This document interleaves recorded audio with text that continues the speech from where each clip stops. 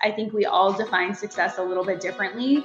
And I think even within all the achievements that I've done and had and am still working toward, I think the biggest thing for me is just recognizing that, holy cow, love, connection, and relationships, that is what I feel like the ultimate goal is. And all of this other stuff, the achieving, the doing, it's amazing and it definitely helps those things.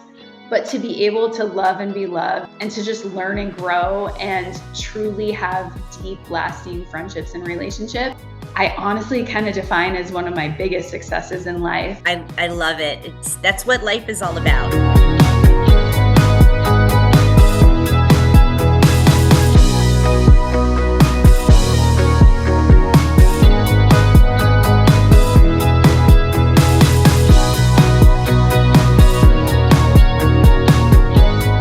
Nikki, welcome to Beyond Boundaries.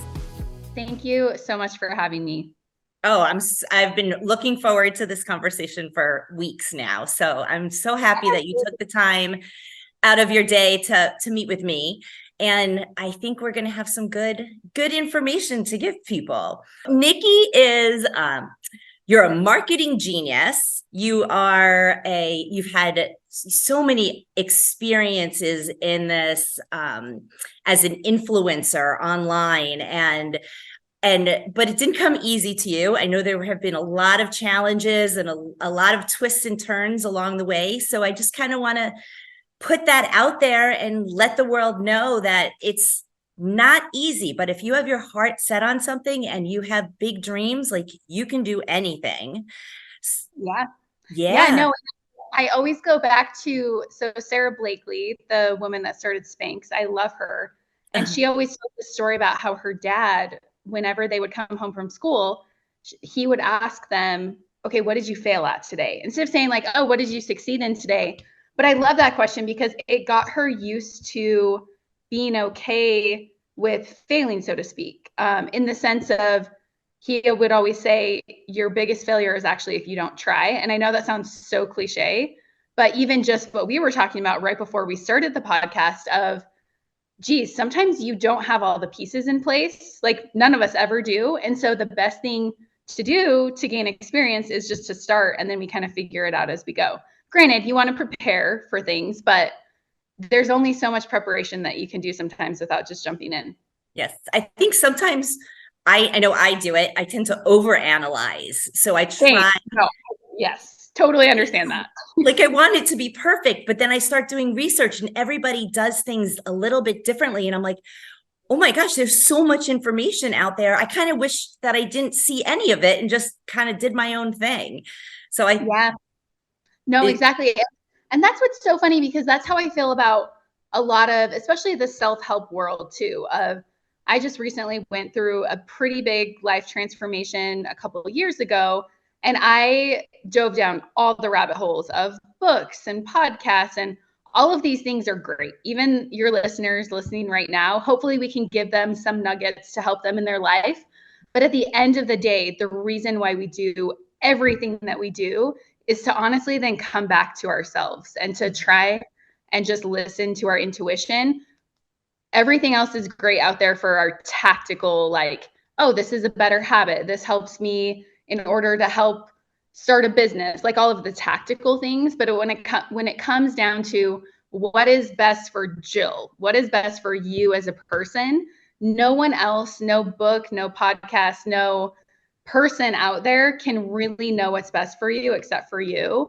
And I think it's so easy to get caught up in so many things that we forget, like, wait a second, what I want and how I feel matters. And like, what do I really want at the end of the day? And what is going to help me create impact and kind of align myself with God. And that's actually the conference that we met at was all about co-creating with God, and how can we live our purpose better, and how can we surrender a little bit to kind of just be like, okay, I'm here, like, I want to make this difference, but at the end of the day, what are the details in between that, I kind of surrender to figuring out as I go. Right. Like you surrender, but not fully. You have to be present and you have to listen to that inner voice, not the one Right. in your head, but the one in your stomach and the one in your gut, the one that's telling you to go a certain direction, and to not listen to what other people say about you. Everyone has an opinion, right? Oh, Everyone's like, why are you doing that? And you can't, what makes you think that you can start a podcast? You're not, anything, special. Can't listen to those voices no matter what. The only one that matters is yourself. right. Yeah, no, exactly. And I think growing up, I grew up very, very, very religious, which I'm so grateful for in a lot of ways. But I got really, I conditioned myself to be a people pleaser, which was great. And it served me in so many ways.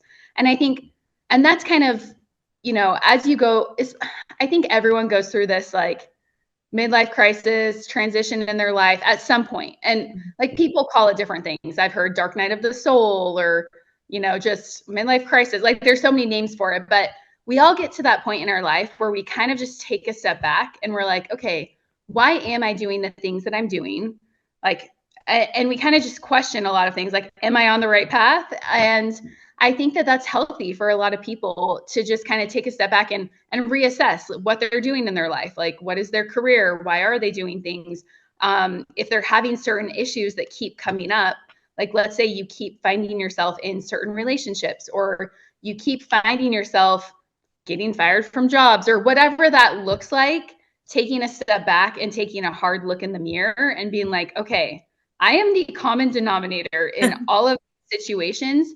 How am I showing up in my life that is, one, attracting certain people to me, or two, making it so I'm creating these certain patterns? Am I not putting up boundaries with people? Am I projecting something, And so I think that most of the things, granted, some things happen to us for sure, but I recently heard a guy say, technically nothing happens to you, everything happens for you.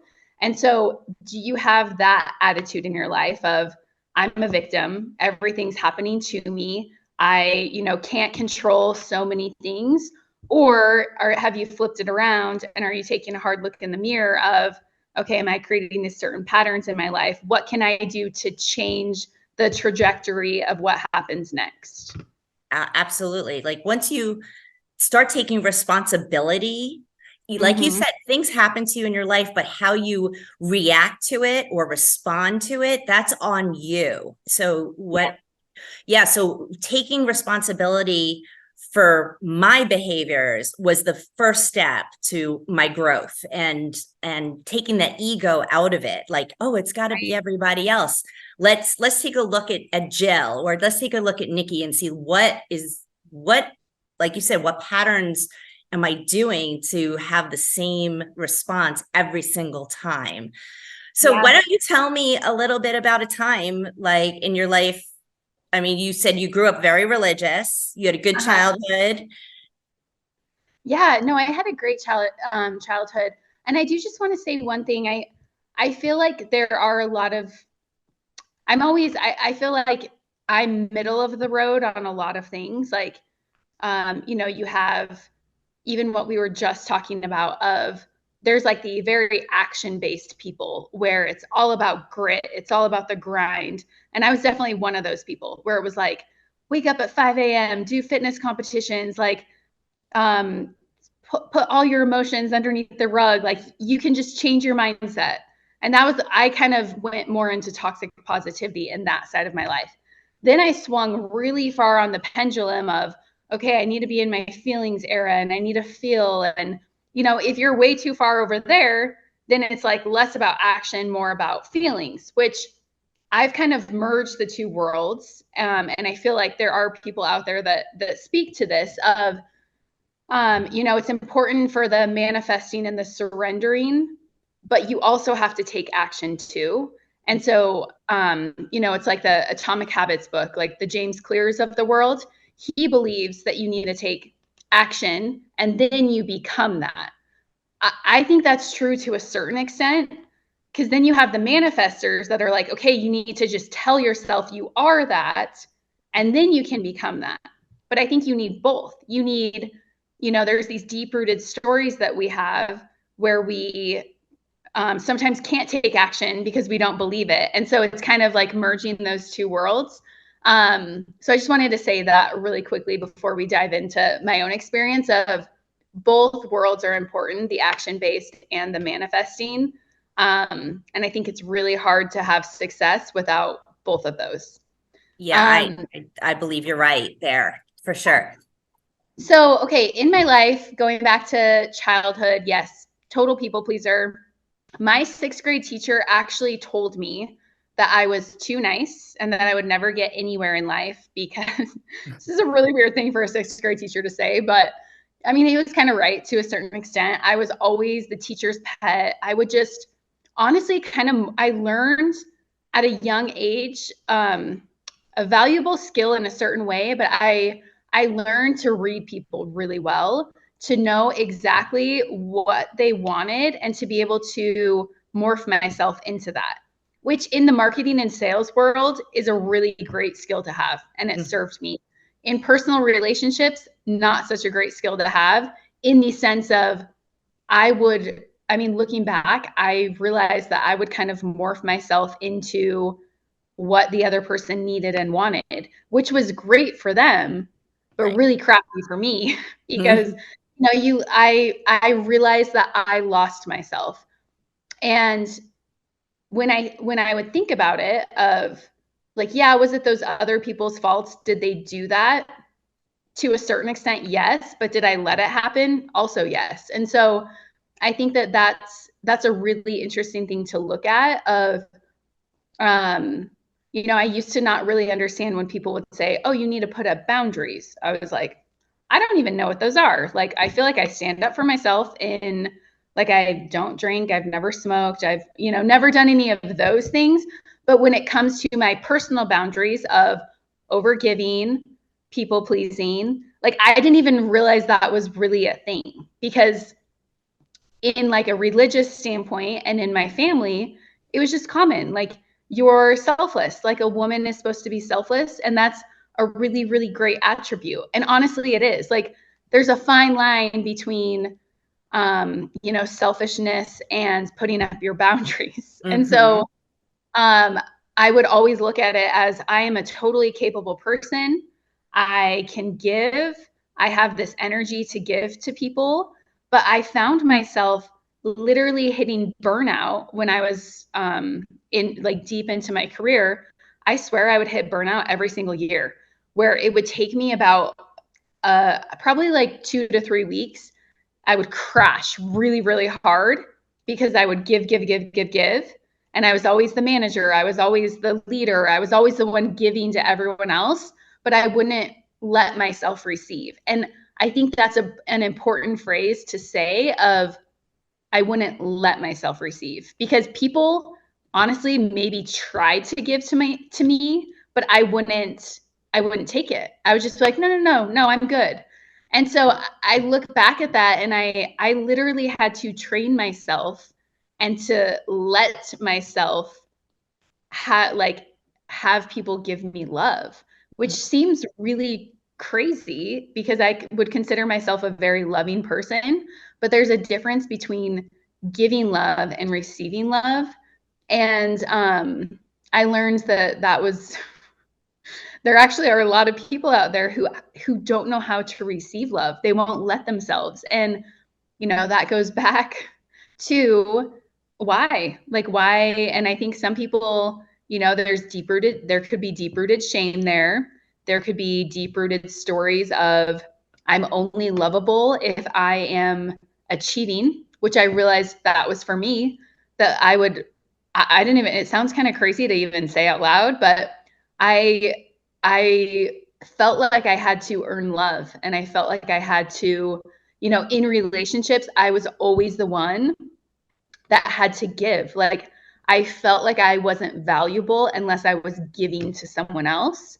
And so it's been really, really awesome to, I think in any relationships, we have to, before we're we attract something, we have to become that. And so I really had to focus on the energy that I was giving off and what I was manifesting to come into my life. And I have the most amazing female friends now that I don't think that I was ready for before, because I wasn't, I mean, I had a ton of surface level female friends and everyone, but I don't think that I would let myself have those deep relationships because I was scared or didn't feel worthy. You know, I that's a topic for another day to dive deep into of my why. But yeah, I realized a lot of it was because of me and that I wasn't allowing myself to receive that.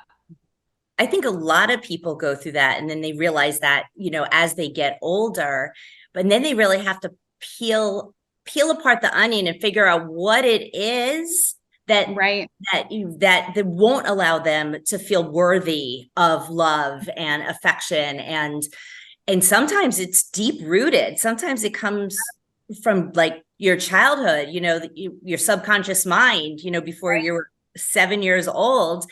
Yeah. Somebody said something to you. Maybe somebody said something to you and said, maybe maybe it was your teacher that said that you're too nice. And that's who you became. You're too nice. So yeah. And it's interesting because going off of that, so I went through in my career life, I still was too nice. So I started working, I majored in health science. So that's always been a passion of mine, of like fitness, health. But from a career standpoint, I actually found myself in marketing. So I built my career in marketing. I helped build a marketing agency. And when I started, I was just like, I was always pretty outgoing and a really hard worker. But I realized that my people pleasing was not serving me in this particular position, because I came in as one of our very first employees, and then I started managing people, and I started just building up all of the teams within our marketing agency. I was mostly on the content, PR, social, website side. And I just was like, okay, I have clients would walk all over me. And I was like, okay, I gotta just like harden myself a little bit. So I didn't realize this at the time, but I went a lot into my masculine energy. And I kind of became, I call it my bitchy phase, where for about 2 years, I was just like very strict, like, okay, we got to do this, like all about business. Right. And then I remember just like taking a look at myself one day in the mirror, and I was like, I don't really love how I'm showing up. Like, this isn't me. I feel like I am successful in a lot of ways, but like authentically, who am I? Like, authentically speaking, I am kind and nurturing and loving. Like, that's just how, like, where I like to be. But I was like, but I also have realized that that hasn't served me in certain ways because I'm letting people walk all over me. So life-changing book that I read was The Art of Saying No. And it rephrases telling people no in the way of, it's actually the kind thing to do because you are being honest with them about what you can actually do. Because I was saying yes, yes, yes, and taking on so many things that it was actually a detriment to me and the company, because I started dropping balls, and then I wasn't able to show up as my kind, loving self, and I was being really strict, and I was just I just wasn't super happy. And so I remember just like having this pep talk with myself, and after I read the book, of like, okay, I really gotta I gotta integrate this into my life, because we can, like we talked about kind of initially, was we can read all the books we want, we can listen to all the podcasts we want, and it's great in theory, but nothing will serve us if we're not actually integrating it into our lives. And so and I think that takes a little bit of time and surrendering, right? Of like, if we're inundating ourselves with too much information, our brain goes a little bit into chaos. So I always I like to read a book. I like to journal about it and write about how I'm going to actually integrate that into my life. And so with this one, I was like, I literally put in place steps for myself of, okay, at the beginning of each week, I'm going to email our owners and I'm going to say, okay, these are the tasks that I am focusing on with my teams this week.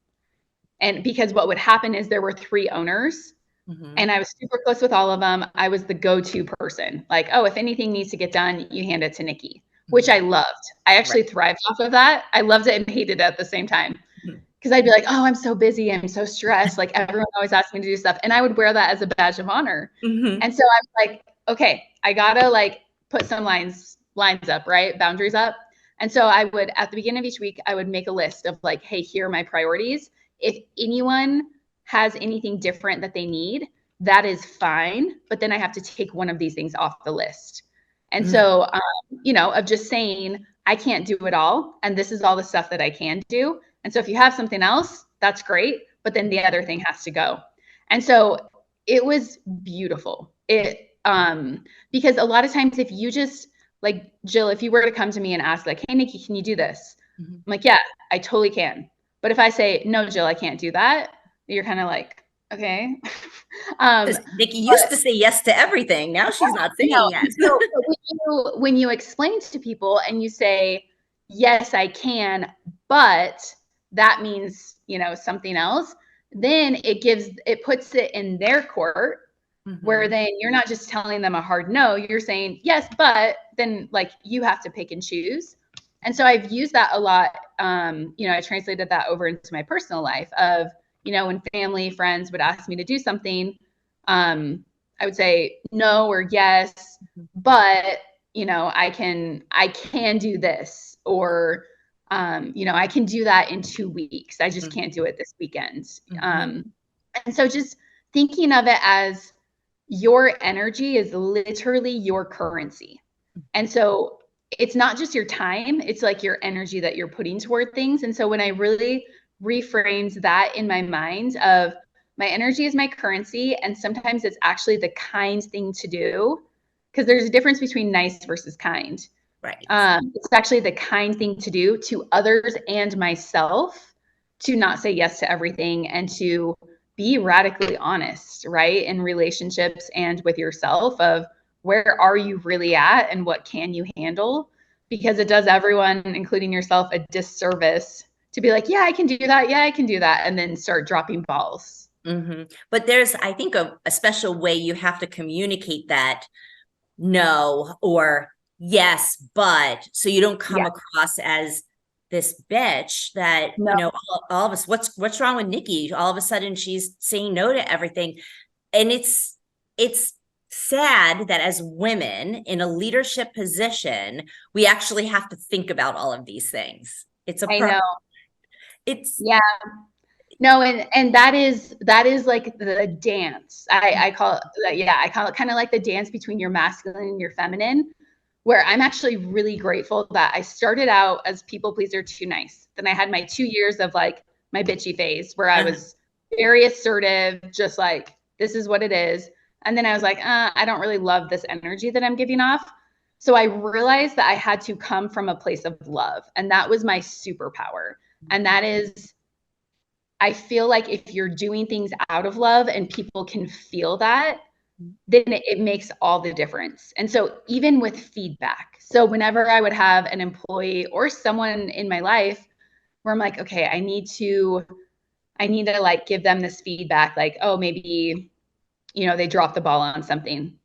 If you just approach someone and you say like, and they feel attacked, that is definitely not the way to start a conversation ever. No, because they're not going to hear anything constructive that you have to tell them if they feel that. Right. Yeah. And so I was even talking to a young woman that is trying to get on the executive team at my old company. And she said, hey, Nikki, like, how did you do it? Like, can we just go on a quick hike and can you give me some feedback? So I listened to just kind of like her situation and what she was trying to do. And she said, you know, whenever I give someone feedback, I say like, hey, let's set up a feedback meeting. And she pulls them into a room and they do like this intense feedback meeting. And she's coming kind of at, I said, well, it sounds like the person probably feels like you're coming at them. So if I'm like, versus you, like them feeling like, oh, she's trying to work with me and help me. And then digging a little bit deeper, it came out that she gets really frustrated when someone drops the ball And she feels like they are actually the enemy, and that they are the enemy that's getting her from what she wants to do and from her being a good manager, because then it's a reflection on her. And so I was like, okay, well, that's like part of the problem, right? Is they literally feel your opposing energy. They feel like you are against them because deep down you feel like you're against them. And so we kind of worked through that a little bit of what was driving that. And, you know, some of that stemmed from just the way she grew up, of like always needing to succeed and like feeling a lot of pressure. And so we came up with a few tactical things that she can do. So instead of phrasing it as like, hey, I have feedback for you, phrasing it as, hey, I really care about you and I care about the company. So let's figure out a way to work together to make sure that like we're all successful. Like, I just want to help you be successful.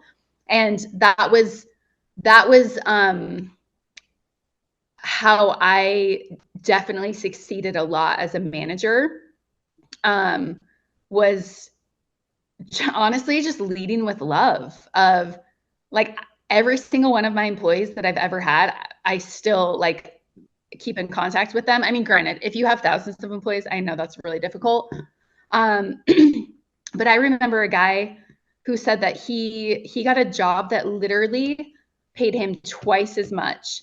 And he said, Nikki, I will stay on your team because like that's how much I love like having you as my mentor.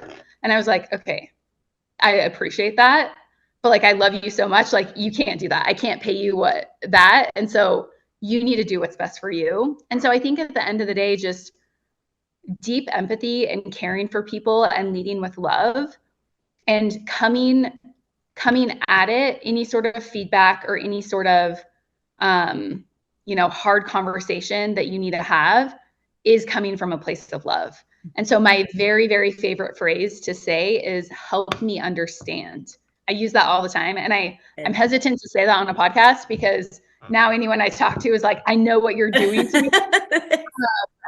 But that immediately disarms people. So if you're in a relationship or in a work situation and someone, drops the ball or does something, instead of coming at them and being like, hey, why the heck did you do this? You just say, hey, help me understand why this happened. And then it disarms them. And they're like, oh, she's coming from a place of understanding. She wants to hear my side. And people, I mean, the most important thing for anyone is to feel safe, seen, and understood. And that's especially with feminine energy. And we all have masculine and feminine energy. But yeah, I noticed that a lot, especially in the workplace, of that, for using that phrase, because everyone wants to, at the end of the day, most people want to be valuable in relationships, at work. And so there's usually something deeper that's going on, even in relationships, where you're like, oh, my spouse did this, my boyfriend did this, or my sister did this. It's like, well, most of the time, they're not doing that intentionally. And so just trying to understand where they're coming from can be a really healing process for both parties. Yeah. And, if you're part of a team and you're leading a team, you want everyone on the team to feel like they are important and they mean something and they're contributing and you care about them.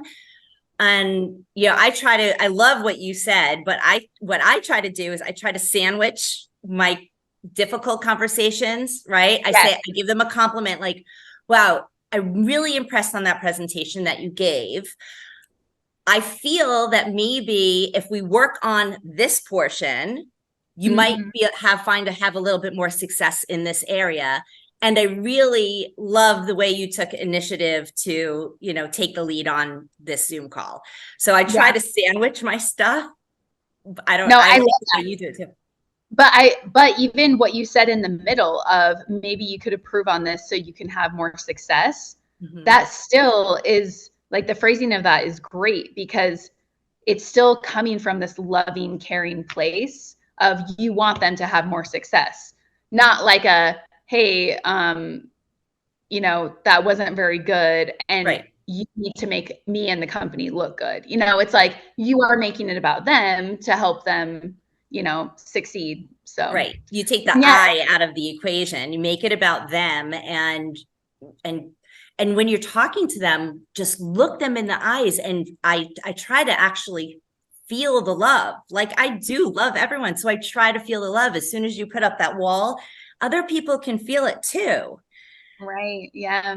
Yes. Yeah, no, it's true. And so I think as a manager, I mean, the more and more I would learn about human behavior and psychology and all of that, like the more I think that helped me become a lot better manager and leader, just because you realize that, yeah, at the end of the day, like people do put up walls. And why? Like, why are they putting up their walls? Usually it's from some sort of fear or pain. And so being able to kind of like give them the compliments to help them feel good about themselves. And then kind of like digging into that a little bit of what is holding them back. Mm-hmm. And sometimes it's not even about work that's holding them back. They've got something, most of the time, I find they have something personal going on at Yep. home that we don't even know about. And sometimes Yep. if we can kind of counsel them through that a little bit, and Yeah. they realize that we care about them more as a person than an employee, Mm-hmm. it works out better for everybody. So Yeah. I absolutely love that you said that, because that is my mantra in life. And for all the listeners, we didn't even plan this question or this comment that Jill said, but that leads perfectly into like, I fully, fully believe that the better we take care of all aspects of our health, which is mindset, movement, nutrition, emotional regulation, spiritual, all of those categories, the better we can show up in all aspects of our life. And so that includes our work life. And that's why, like, I would, and I'm sure you do too, like, it was always really helpful to do when I would do one-on-ones with my employees. I would always ask them, like, hey, like, how are you doing just in general? And we would do little fitness and health challenges to show that we cared. And it was a selfless thing to a certain extent, but it was also a little bit of a selfish thing from my end, because I'm like, hey, the more everyone takes care of themselves as people, the better they're going to show up for like it at work. And the so they're just, world. yes, they're going to be able to be more focused, work Mm-hmm. harder. So anyway, yeah, I think that just like general care about them as people and their lives is, I Mm-hmm. think COVID, the whole like COVID thing really showed us that. And I noticed during on LinkedIn right after COVID hit, there were so many more posts about mental health and emotional health and physical health, and how companies needed to focus and help employees just like level up their lives, because a lot of companies were seeing that it was actually affecting work life a lot. Oh, So yeah, absolutely. So if there was anything good that came out of COVID, that was so good that mm-hmm. it really brought so much awareness to everybody. And I think everybody felt it and was affected by it in a certain way. And everyone, is different the way how they reacted to it. So I think that that is such a positive thing that came out of that. So when did you realize you needed to make that change? Like, was there a specific moment that happened? Did somebody say something to you? Or I remember being in our conference room at my job, and I was in a meeting with probably 25 of our project managers, and we were talking about the design calendar, and we had about 15 or 20 designers at the time, and part of my role was to kind of be the one. I was the advocate between the project managers and the designers, because I managed both teams. And so I understood both sides. So a lot of times the project managers would, not give the designers all the details or overschedule them. And then the designers wouldn't get the project managers projects on time. And so, there were just things that would frustrate both sides. And so I would, just be able to speak to both and be like, okay, guys. So I remember we were going over the designer's schedule, and it was this meeting. I ran it really just intensely, like, kind of like a drill sergeant because we only had 30 minutes. And I was like, okay, we got to get through all this. And I remember one of the girls dropped the ball on something, and it kind of screwed up the whole schedule. And someone made the comment, like something to the extent of, oh, you better be scared of Nikki now because she's going to like rake you over the coals or something. I can't remember, but it was just like this like funny comment, but at the same time, he was being serious of like, I think a lot of people were kind of like scared of me, which I think it's different to be respected, right? But like, I just realized in that moment, I was like, oh, I feel like people are really scared of making mistakes around me.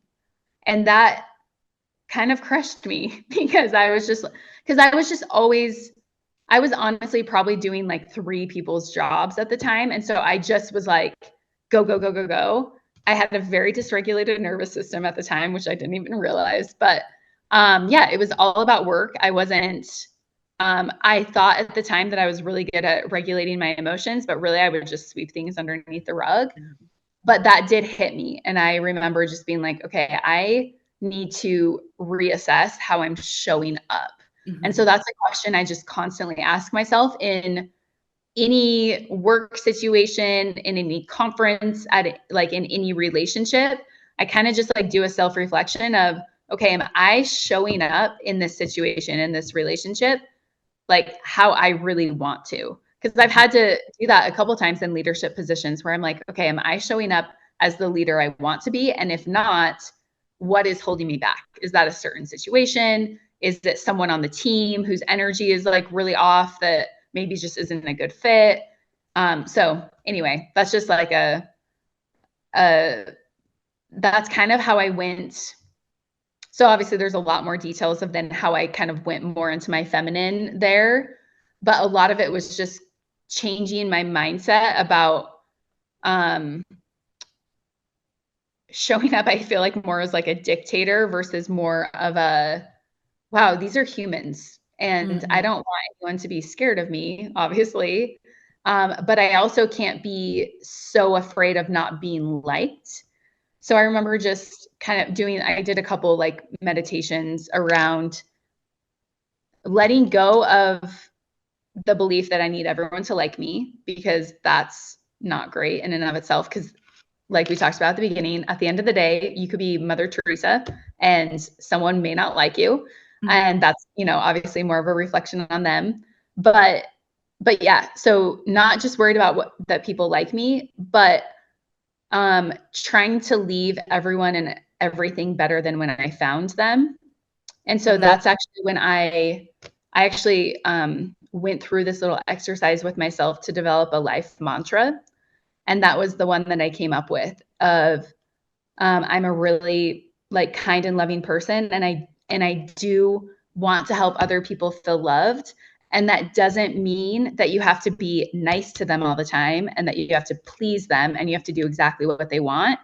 Actually, sometimes the kinder thing to do is to not do exactly what they want. And so to just kind of do that balance, honestly, it took me 8+ years in my career to learn how to flow between those of helping people feel loved and valued and like I want them there and that I care about their success, but also having the boundaries as a leader, as their boss, that hey, like I expect certain things from you, and if you drop the ball or if you fail, that's okay. It's a learning opportunity, but that's what we're going to use it as. And so anytime anyone would fail or drop the ball or, something would happen and they'd be like, oh, I did this. I'm like, great. I love it.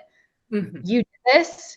And this was a great learning opportunity. You're never going to do it again because it made it so you had to spend 5 extra hours like fixing it. And I fixed it with them, but it's like a good lesson. And so, especially in like project management or marketing agency world, some of those lessons can be really, they can cost a lot of money or cost timelines. And so people weren't afraid then to tell me, oh, I messed up, because I always actually welcomed it of like, hey, that's great. Like, let's just not let it happen again. Mm-hmm.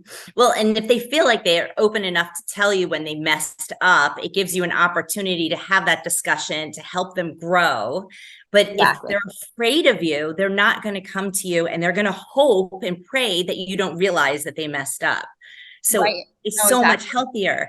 And in all relationships, like whether it's a relationship you have with an employee and you're the leader, or at home with your husband, spouse, children, friends. Yeah. And honestly, a big thing that as you were talking, I just realized like the biggest shift for me was reading that book, The Art of Saying No, because I don't think that I could have gotten into that loving kind of like feminine leadership energy that I did if I was so stressed and had so many things still coming at me. So the biggest thing that I did to shift that was to learn how to say no, so that then I could regulate my nervous system a little bit better. And so I could make room for that love in myself, because I was so chaotic and all over the place and literally running from meeting to meeting that I didn't have the time or the patience to actually like sit down and try and understand someone. So I think that was like a really practical thing that I just realized as we were talking of, because you see that in life. And, you know, a lot of times, like I've realized about myself, I literally had to reteach myself how to process emotions, because I was so good at sweeping them underneath the rug. And so that's like been a whole journey of mine, but you can't just shut off your bad emotions, and there's no such thing as bad emotion, but you can't just shut off the emotions you think are bad. It also shuts off, you know, your good ones, love. And so it's just kind of learning how to navigate through that and to not invalidate yourself either. So now, like whenever emotions or anything comes up, like let's say something makes me, I'm just like, oh wow, that like brought up some anger in me or whatever that looks like. Obviously not like necessarily acting on it, but just being like, oh, why was I so triggered about that? Like, why did that bug me so much that person did that? Because again, like most of the time, things that we're judging people about or getting angry about or, you know, like that trigger us, it maybe has like a tiny bit to do with the other person, but a lot to do with something in us. And so, yeah, I mean, my friend Henry says this all the time of emotions are messengers, which I really love. And so just not judging yourself, but kind of looking at it as like, yeah, I could probably show up a little bit better in this situation, you know, if I change this. So. Yeah, it's so true. When I years ago, maybe not that long ago, I would see somebody on social media that was doing something, like a woman, and she was beautiful and she was doing something like in the real estate arena, because that's my history, in the real estate arena, and she's making a ton of money because she's selling her real estate books and her coaching books and all of this stuff. And automatically I would be like, I hate her. Like, yeah, it actually felt like, ew, like an ugly jealousy. And I told my husband that, and he says, it's only because you know you're capable and you're not doing it. Right. That hurt. That actually hurt. And I think ever since then, I was like, okay, I'm not going to look at these people like that anymore. If I'm not going to put myself out there and do what they're doing, I need to love them and say, oh my gosh, I'm so proud of what that person is doing. It's such such a mind shift. Yeah, it is. I'm curious, when your husband said that to you, did you get mad at him for saying that? Or were you like, yeah, I need to do that? Because that is really hard feedback to hear. Because I would probably get a little bit like annoyed with the person at first, to be like, how dare you say that? How dare you call me out on that? I think for a second I did, but he reads me so well. He knows me so well that I'm just like, oh, every time he does say something like that, I'm like, oh, no. Oh, wait. Oh, Yeah, he's probably right. Yeah, no, that's really profound. And that shows a lot of like that speaks to your character of being able to hear that, because that is really hard feedback. I noticed that about myself when I was competing. So I did a few of the NPC bikini competitions, and that was also something that helped me around that same time that I made the shift in my career life, where I did feel like again, like I just didn't feel like I was showing up in my life. Like, I kind of just felt like I was going through the motions, and I really love being able to work towards something. So I was like, okay, I'm going to do these fitness competitions to challenge myself, like just see where it leads me. And within the process, I do feel like it helped me grow in so many ways. One of them was I really needed and wanted to gain muscle. So it helped me focus on not skinny, but becoming strong, which I loved. And I had lifted weights before, like I'd always been into health and fitness in general, but I hadn't actually done like bodybuilding weights, which is a little bit different. And so I remember going to the gym, and I would literally leave the gym crying probably half the time, because I was so frustrated with myself. Because, my coach would give me these exercises, and I just like, I mean, I know one of the exercises was a reverse curl, bicep curl, reverse bicep curl. And you were supposed to use a barbell, but the 20-pound barbell, my forearms weren't strong enough to do the reverse curl. And so I would try and do it, and then I'd be so embarrassed because I'm like, oh, all these people are at the gym, they're watching me. Side note, usually no one's actually watching you. They're all worried about like people watching them, right? So yeah, one, I was worried about people watching me. And then two, I was just like so down on myself. And that was a lot of times where I would look at other women and I'd be like, oh my gosh, like they're this, they're that. And I would see, especially that was when I got a little bit more active on Instagram, and I would look at these Olympic, like bikini NPC bikini competitors that were like pros, and they had been doing it for years and years and years. And like, I would focus on, geez, I am so far away from that. And I'd get really down on myself. And I remember one of my friends one day, she said, Nikki, you're comparing your day like 10 to this girl's day like 1,000. Like, it's not even a comparison. And you'll get there, with time and consistency. And so I started really training. My whole life, I've been really fascinated with our minds and neuroscience, and just like how our brains work, and being able to train your mind on certain things, which has done me a lot of good, but also was one of the things why I swept my emotions underneath the rug. So it's good to a certain extent. Right. But so I remember just whenever I would get the thoughts of when I'd be at the gym and I would see like a beautiful woman and just be like, oh, I'm so far away from that. As soon as the thought would come into my mind, I would push it out, and I would put in a positive thought about myself. So I would literally, if I was by myself, I would literally say out loud, Nikki, you are so strong, and you improved by like lifting 5 pounds on that bicep curl. Like, good job. Like, and I would focus on my progress and what I was doing right. And so it took time. It's not like all of a sudden one day I just like flipped a switch and stopped comparing myself to other people. But I did, one, like focus on the good qualities that I had. And then I also, kind of like you said, was like, I truly, especially in the fitness world, became really happy for them. Like, wow, that is so cool that woman who has her own story and her own struggles, what a freaking badass is she to be able to get through all of that. And now she is being so successful in this. And it's, the law of attraction, the law of gratitude, like all of those things where it's like, if we are putting out the love and the gratitude and the positivity in the universe, and we're truly happy for people, I feel like that comes back to us tenfold. And it really, like, we do ourselves such a disservice to focus on negative about ourselves or about other people, of like secretly, wishing that girl would fall on her face because, we're jealous of her. I wish I knew that, what I know now as well into my adulthood.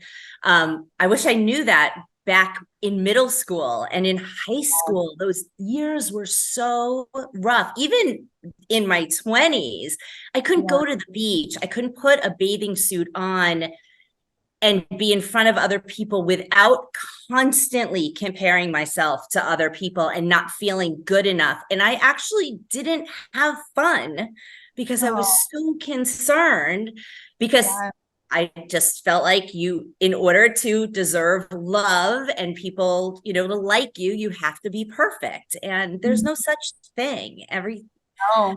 No, and I also realized there's more beauty and authenticity and realness. Yeah, and so absolutely. Well, thanks for sharing that story with me. I think so many women resonate with that, of just and I think even like taking pictures, like there have even been times where I'm like, oh, I don't look good, like I don't want to take that picture, and then when I do, I'm like, oh, I'm so glad I have that memory. And so I think it all comes back to focusing on our good qualities, and because we're all different. I do feel like I was really lucky to have an amazing mom, and she was very like anti-victim mindset, and would always say to me, like she was good at not comparing herself to women, but she would always say, like, Nikki, there's always going to be a woman that's like more beautiful than you, or more smart than you, or more this or more that. And that's okay. Like, but if you focus on like you're being kind and loving and like all of these other things, and just being like, and not worried, like it's not, by them succeeding in certain things, it's not diminishing you at all. And so I do feel like that helped me a lot. But yeah, it stared me really badly in the face during the fitness world stuff, because it's, and you're absolutely gorgeous, and you're beautiful, and you've been doing fitness like your whole life. And if you can feel insecure, anyone can feel insecure. It's thank nice. You for those nice comments. No, and that is what's really fascinating, is as I've gone through, like, especially the last couple of years, I've had a lot of just like sad, crazy, painful things happen. And it's made me really realize that we all carry a certain pain with us. Every single person that you meet, we all have a story. And it's fascinating to meet people and truly try to understand them as people. And then things make a lot more sense, right? Of even like very closed off people that might not be so kind. It's like, well, there might be a reason why they're so closed off, of like, maybe they just had something happen. And, and so I think it's the biggest lesson that I've learned this last year. One, I can't judge anyone for anything, but two, like, everyone has like some sort of pain, and you never know what someone is dealing with. And so to just try and always be kind. I remember I was at the grocery store right after this big thing had happened in my life, and I was devastated. And I turned a corner, and I was like, man, what I would give right now to just have like someone say something nice to me, or like some sort of like positive interaction. And I turned the corner, and this lady was just like, oh my gosh, watch where you're going. And I was like, oh, I'm so sorry. And I was just like, well, wait a second. No, like, she ran into me almost. Anyway, it was just like, it was so crazy, because little did that lady know that if she would have just smiled at me or like said something nice, that would have meant everything to me. But instead, she was that. And then, I of course cried after, because I was like right at that brink, but she had no idea, and she was probably going through her own thing. But anyway, it just kind of made me really, really check myself of, you never know what someone's going through or what their story is. And so like, you just can't judge people for anything, really. No, you can't. And that includes yourself too. I feel like a lot of us do go through those phases of like judging ourselves. But I think that one thing that none of us are perfect. And one thing that I've really noticed about myself was that I was truly judging myself for any negative feelings, or, I'd be like, oh, like, that's not fair to feel angry or sad about that. Like, I just need to buck up. And so to also have compassion on yourself and to understand that everything that we've done in our lives, like, we do things to keep ourselves safe. And we always want to go to that familiar. And so I think for anyone that's listening to this, that's like, yeah, I like want to change certain habits, or I want to get healthier, I want to, be kinder. I think it's important to not look back. I think it's important to look back from the extent of trying to understand, but from the extent of whatever I did, whatever, addiction I had, or whatever behavior I had, that was me trying to keep myself safe in some way, shape, or form. And that served me in certain ways during that time, but to let it go, and that maybe you need to, change the way that you're showing up or behaving, or, changing some sort of habit. So is that what you do? Like, it sounds like you've had some pain recently. I'm sure it wasn't the first time, nor it will be the last time. But when something happens in your life and you have to deal with it, how do you get through it and not be the victim? Yeah, I think that's a great question. So I think that during some parts of my life, I probably took way too much ownership of things that technically I didn't put enough boundaries up for.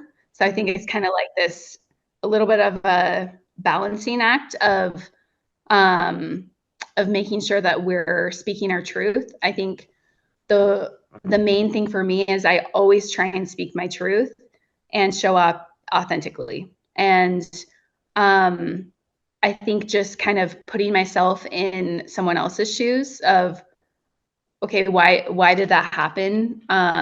What are they feeling? What are they going through? And kind of looking at it from all angles. I've always been a very like fair person. And so I usually try and see it from everyone's side. The problem though is I've always been really good at seeing it from everyone else's side, but probably invalidating myself more. And so I've really tried to cultivate that like inner self-love. And whenever people would say that before, I was like, yeah, I love myself. Like, I feel like I'm pretty confident. I know I have talents, but it's like that deep self-love where you're actually taking care of yourself. You are validating your emotions. You feel like you're worth showing up for, because a lot of times, I'm so good at standing up for other people when they're getting taken advantage of in the workplace, but then turning it around and being like, well, did I stand up for myself? Like, I'm great at coaching women to own their worth. And the reason why I can do that is because I didn't always do that. And so I know what it's like to, like devalue yourself and not stand up for yourself and not speak your truth, and to, just be a people pleaser. And so yeah, I think that it's one, having compassion on yourself, and then two, just kind of seeing like, okay, how was I the common denominator in this situation, and truly taking ownership of even the things that other people do to us, really taking a hard look of, okay, well, what did I allow? I read a book called The Radical Awakening by Dr. Shafali. I don't know if you've read that, but it's a good one. And she talks a lot about how in any situation, we have three choices. One is to just accept it. So if you're in a job, in a relationship, like whatever that is, if it's not a great situation and you're just beating yourself up for it, you can either one, just accept it and just live with it. Just be like, okay, this is the situation and I'm going to accept it. I'm going to choose to be happy. I usually don't recommend that if you're not really happy. Two, you can try to change it. So let's say you're in a job and you're not happy with your role. Well, then you can go into your boss. Or if you're in a relationship and you're not happy with how it's going and you keep blaming your partner, it's like, okay, well, are you doing relationship check-ins? Like, are you, like making recommendations on how you can improve all of this? So yeah, just taking a hard look at yourself and figuring out how you can change the situation. Or 3, you choose out, which, like, let's say you're in a really toxic situation at work. And so I like that, because that's how I try and look at situations of, okay, I can either deal with this and stop complaining, or 2, change it, or 3, choose out of the situation. And it really just breaks it down of like, yeah, that's right. We do only have really like 3 options in life. And so, yeah, that's kind of awesome. my formula. Yes. So we get some 2 good books to read. We have The Art of Saying No. And do you know who wrote that?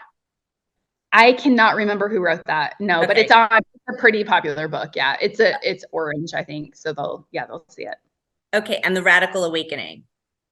Yes. I love reading new books. I get bored and I read the same ones over and over again, the ones that I like. So I have 2 new ones to read now. I'm so excited.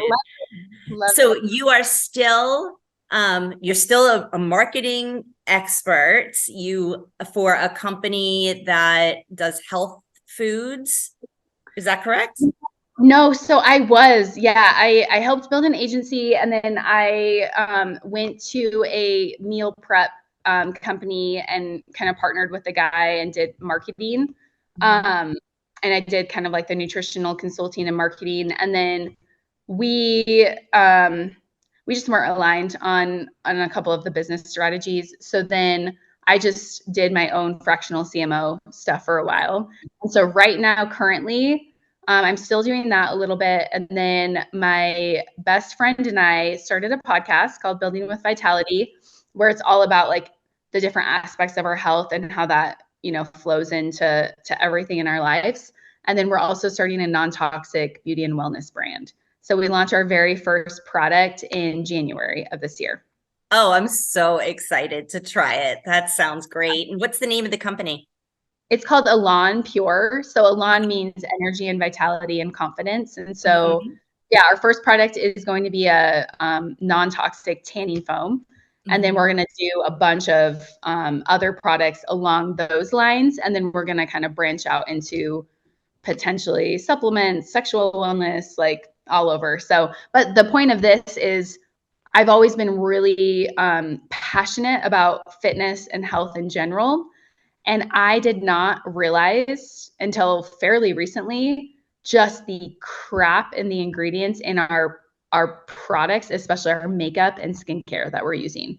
And our skin is our biggest organ. And I had a lot of hormone issues. So I started kind of going down the rabbit holes of the food and supplement side. And then I started really learning about toxins and the toxins in the products that we're using. And so we really want to create a company that where people can still get amazing products to help them feel beautiful and confident, but that also isn't harming their health. I love that. So when you made a change and you started doing all that research and you started changing your products, did you feel a difference or see a difference in your body? I did. Yeah. I actually was a little bit forced to. So my hormones, I they were a little bit all over the place, partially from competing and dieting. Like that's, so I always say like with diet to try and get some sort of protein with every single meal. That does help with like hormones and blood sugar regulation. And then really, really intense dieting also affects your hormones like crazy. So, there's the basic things with hormone health that help: sleep, regular exercise, eating a healthy diet, not doing drugs and alcohol. Like you kind of have those, getting enough sleep. Nervous system regulation is a big one. Cortisol. The more and more I learned about cortisol, the more I was like, oh my gosh, that is why yoga and meditation are so good for us, because they help reduce our stress. But yeah, and then the whole like toxins in, water bottles and plastics and the containers that we're using, and then our shampoo and lotions and all of that. So I just slowly started switching out my products, because if you were to do like a full reset of your life, that is very overwhelming. And I even say that with health and fitness too. When people are like, okay, I'm starting from ground zero, where do I even start? I always say, okay, cut out liquid calories first. Mm-hmm. Try and reduce alcohol and try and reduce the sugary drinks, mm-hmm. and just start with that. And so I think with anything, with any habit that you're starting, a lot of times we start out gung-ho and we're like, okay, I'm going to get a 6-pack in 1 month, or I'm going to detoxify like my whole life. And then we get overwhelmed and then we quit. Mm-hmm. And so I'm all about like the baby steps. And so with any habit that we're starting, if you're trying to get on a fitness regimen or start a business or start a podcast or whatever that is, just kind of knowing your end goal to a certain extent, and, mm-hmm. and being a little bit flexible with that if, if needed, but then just starting like making weekly goals. Mm-hmm. I did that actually when I was training myself for a marathon. I started out, literally, I'm not a runner, but I started out running 5 minutes for every other day for a week. And then every week I would add another 5 minutes. And so when you're looking at it of, wow, I'm at running 5 minutes, mm-hmm. and the marathon is what, like 4 hours? Mm-hmm. That is a very long, a big gap in that.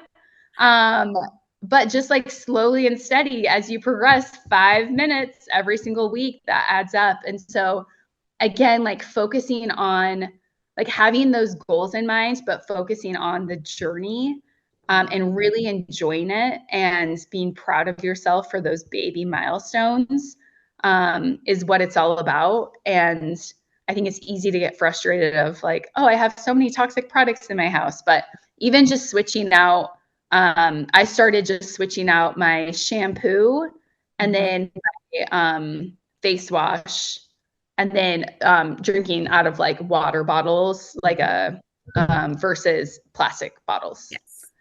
Yeah, so that's a big one right there. And I think you heard Gary Brecka. Did you hear Gary Brecka speak? Absolutely loved him. Everything about get him on the show. Yes, that would be amazing. He's amazing, but he has so many great helpful hints. And one thing, no tap water, no matter if you cut everything else, don't cut anything else out of your life, cut tap water out because of the fluoride. So are you still coaching as far as, fitness goes? So I'm coming out with a fitness app. I've been 90% done with it, and it gives people workouts and then meal plans as well. And they're simple. It's just kind of back to the basics, where if you're a competitor that needs like a very, very dialed in diet, then it's not for you. But it's just a very general, like if you don't know what to do at all, it at least gives you some sort of framework and education around it. So that's kind of what I'm doing. I do some like high level coaching every now and then. But between, the new product line and our podcast, it's a little bit crazy. I've also been working on a book. I'm about halfway done with it right now. That's all about just the different pillars of health and how to kind of start each one, and find more of like a balance in your life. There's no such thing as balance, I believe. I think that we all strive to be balanced to a certain extent, but just kind of having that understanding and compassion on yourself of there's different phases in life. Yeah, so you are into so many different things, the health and wellness. You've got the new, makeup line coming out, the healthy makeup line, and you have the Vitality podcast, which is awesome. I watch every episode. I love it. Oh my gosh, you are so sweet. Thank you. I do. I love it. And your partner is so cute. She's brilliant. She is so smart. And I feel so grateful because Paige is just one of those amazing women that we have such synergy. And then we both are so confident within ourselves that truly it's one of those relationships where she could get the craziest award or just have the best thing possible happen to her, and I would just be truly happy for her. And same, like we are each other's biggest cheerleaders, and it's such a, like, it's an amazing, just like loving friendship where we both just want the other person to feel loved and be successful. It shows in your communication to each other and the way you express yourselves to your audience. It definitely shows. So I wish you much success with everything that you're doing. I'm so grateful to have gotten to know you and could call you my friend. And I can't wait to see all of the stuff that that's going to be happening in your life over the next few years. Thank you. No, I appreciate that. And it's interesting because even what you just said of success, I think we all define success a little bit differently. And I think even within all the achievements that I've done and had, and I'm still working toward, I think the biggest thing for me is just recognizing that, holy cow, love, connection, and relationships, that is what I feel like the ultimate goal is. And all of this other stuff, the achieving, the doing, it's amazing. And it definitely helps those things.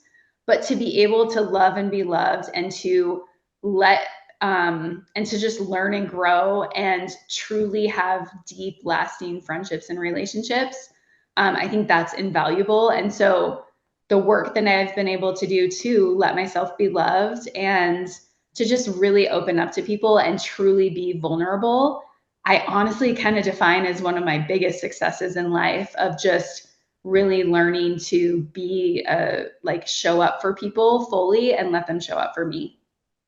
I love it. That's what life is all about. That's what success is. It's not about the fancy cars or the big houses and how much money you have. It's nice. It makes life fun. Money is great and it helps. It's a vehicle and an energy that helps with experiences. And so it is an amazing tool to help get all of these other things. But just even with money and achievements and all of those things, like, again, they're all great, but I feel like it comes back to the intention of why you want those things and what you're doing with them. And I think that's a big thing that I've tried to do in my life, of just really trying to do all things out of love for myself, love for God, love for other people.